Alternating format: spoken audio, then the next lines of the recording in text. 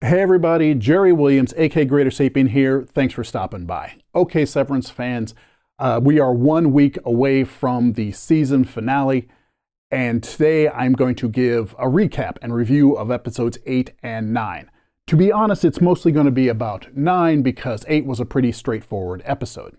Needless to say, but I will anyway. Spoilers ahead for episodes 8 and 9 and all of season 2 up to this point. Episode 8, Sweet Vitriol, was an episode focused on Harmony Cobel. We learned she came from a Lumen factory town called Salt Neck, where she worked in an ether factory from as early as the age of 8.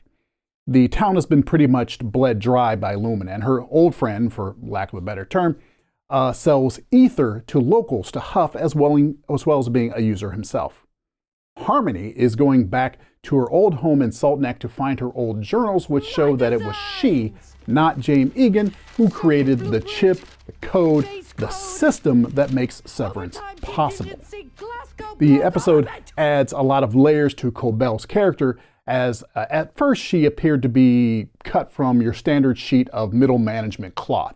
But not only do we learn that she endured a fairly brutal and exploited childhood, but she also had the creative acumen to design the Severance technology.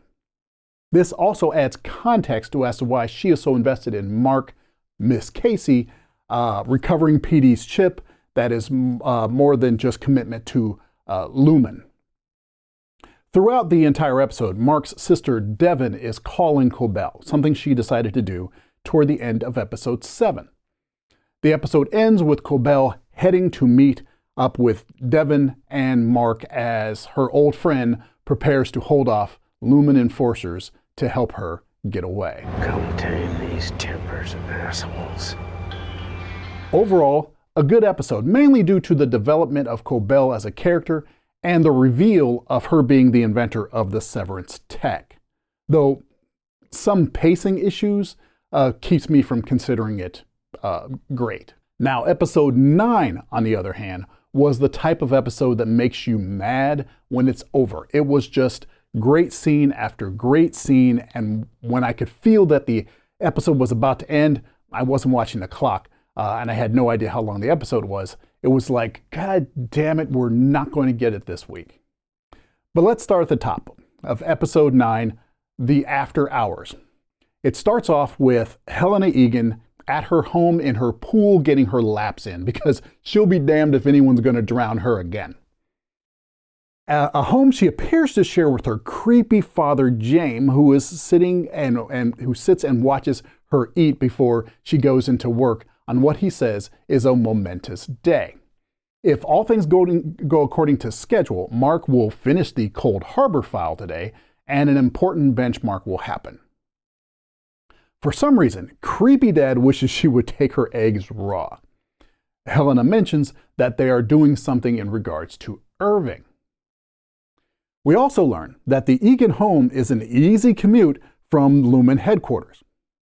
After the opening credits, we see Miss Wong learning she has completed her Wintertide Fellowship and will be sent to Svalbard for her next assignment.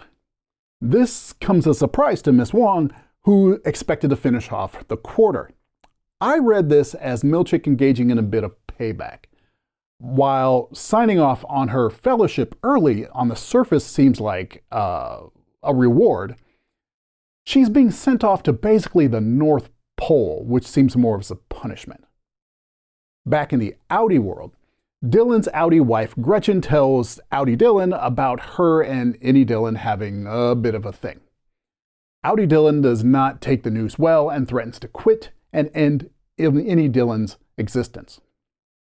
Speaking of threatening someone's existence, we then see Irving coming home only to find Bert G waiting for him in his room.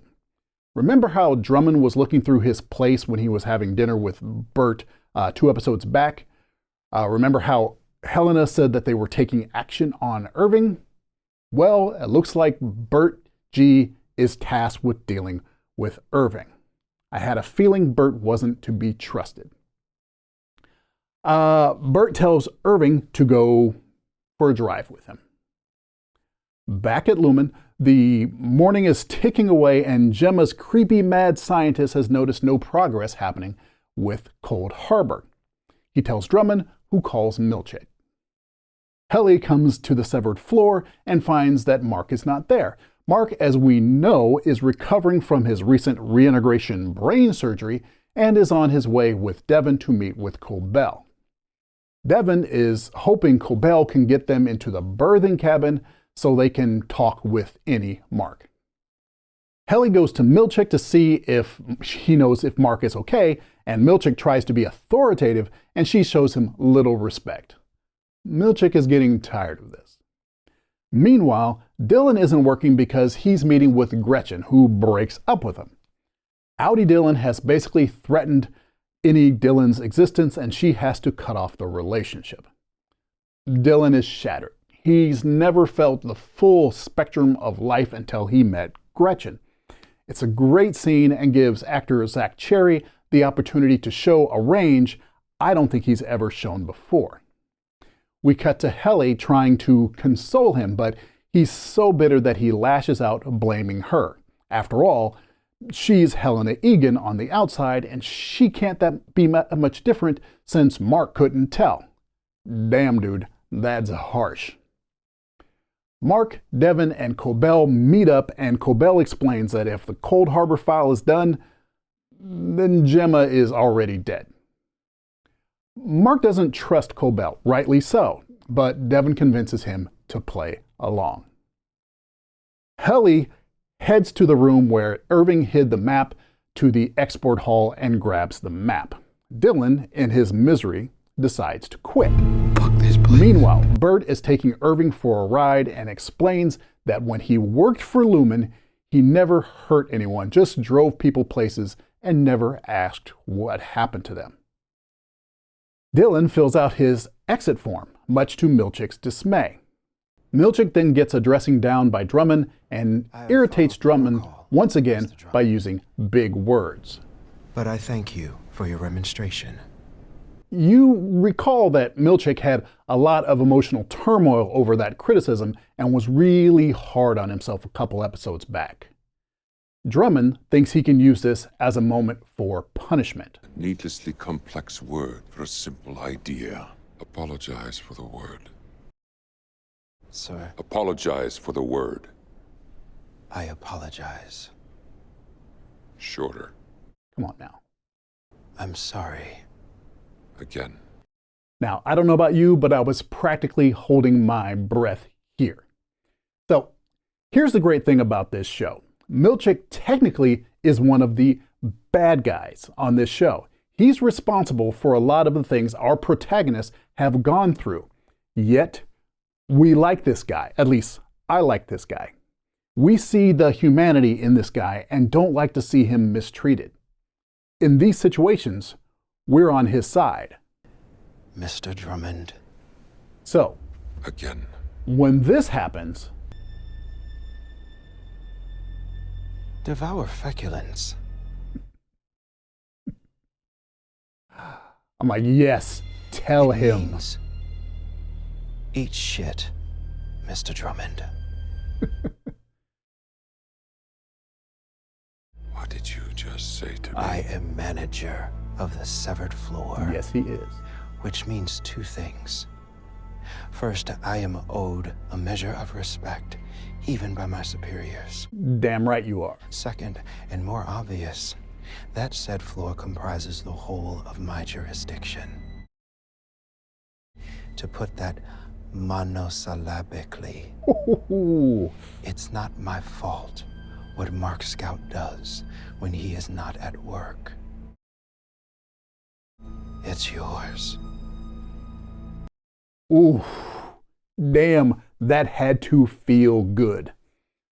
Milch has been getting nothing but disrespect all day, and he wasn't having it anymore. Whew. Okay, right after that encounter, Mark calls in to Milch and spins a tale about being sick. Milch proposes picking him up. Let me send a car. You are a priority employee and you should be under Lumen care. But then Mark says, no, he's not sick. He just needs a day. I'm not sick. I just needed the day, okay? And Milch, fully aware of the fact that today was supposed to be the day for Cold Harbor's completion, and what Lumen would want him to do is insist that Mark come in. He weighs it all. The disruption of the program, the possible punishment, and he chooses, in my interpretation, two things. To assert his authority over his department, even if it goes against what he knows is the company's desire, and to assert his humanity. Mr. Milch, I have your word. You report to work tomorrow? Mark says he needs the time. He gives him the time. Meanwhile, Bert has taken Irving to a train station and reveals his true colors. He's helping Irving escape. Irving has to leave and never come back. Bert explains the reason he severed was in the hope that part of him could be innocent again. He knows that he was helping people do bad things, whether or not he did them himself. Irving explains that he has never had love in his life before, echoing Dylan G's experience as an innie. And he pleads, in his way, for Bert to stay with him or let him stay so he could have that love that he and Bert had at Lumen. Bert, but just as Gretchen had to assert the decision that would save Dylan's existence, Bert has to tell Irving no and make him get on that train to save his life. I'm ready. We can't. I'm ready. We can't. We can't. This is another tremendous scene with these two. Apparently, these two actors are friends, and the history, the chemistry, and comfort they have with each other comes through here. Just excellent. We then get a bit of a montage of people preparing for their transition to the next stage of their lives. Dylan is at the elevator waiting to go up for what he assumes will be the last time. If his Audi accepts his resignation, he won't be coming back. Miss Wong, looking ever more the child, awaits her transportation to take her, hopefully, first home to say goodbye to her family before she is sent to the middle of nowhere. Irving sits on the train with his dog Radar, headed to parts unknown. Bert heads back home, knowing there will be likely blowback from Drummond and Lumen for his failure to eliminate Irving. As Irving's train goes off into the distance, there's a brief flash of the export hall. We cut to Mark, Devon, and Cobel preparing to go to the severed cabin.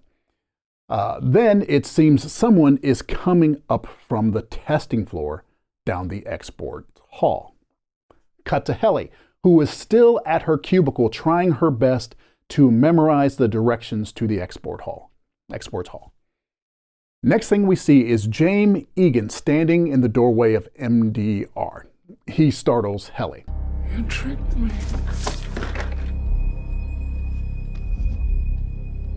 My Helly. What the fuck? What the fuck is right? What do you think he's referring to here? I haven't had a chance to mull this over much, so I don't have a theory. Did he go to the testing floor expecting Cold Harbor's completion and then come up upset that it didn't happen? Now that he has a chance to talk to Helly, is he mad that she was able to fool him during the season finale of season 1? What's his deal with raw eggs? And then Cobel takes Mark to the birthing cabin. They get in by claiming that Devon is one of James' breeding girls, which apparently is a thing, and Cobel says some secret code phrases that get them through. The episode ends with Mark waking up in the cabin and standing face to face with Cobel, who really could have tried to find a less ominous look for when Mark came in. I mean, come on. Can you look less approachable, Harmony? And that's it. Next episode is the season finale, Cold Harbor. I don't know about you, but I'm hoping Harmony finds a way to have Innie and Audi Mark meet. I want to see that conversation.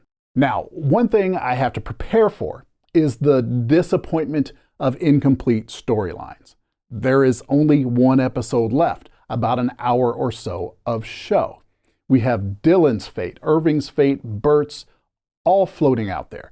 I have a feeling we'll get some good traction on Gemma's fate, but there are so many things out there, from Milch and Drummond to Helly and James to the goat people to Cobel's invention claim, that we are destined to be left with several threads waiting for another season. That's just the way it goes. But this episode did what it was supposed to do, get us hyped up for the finale.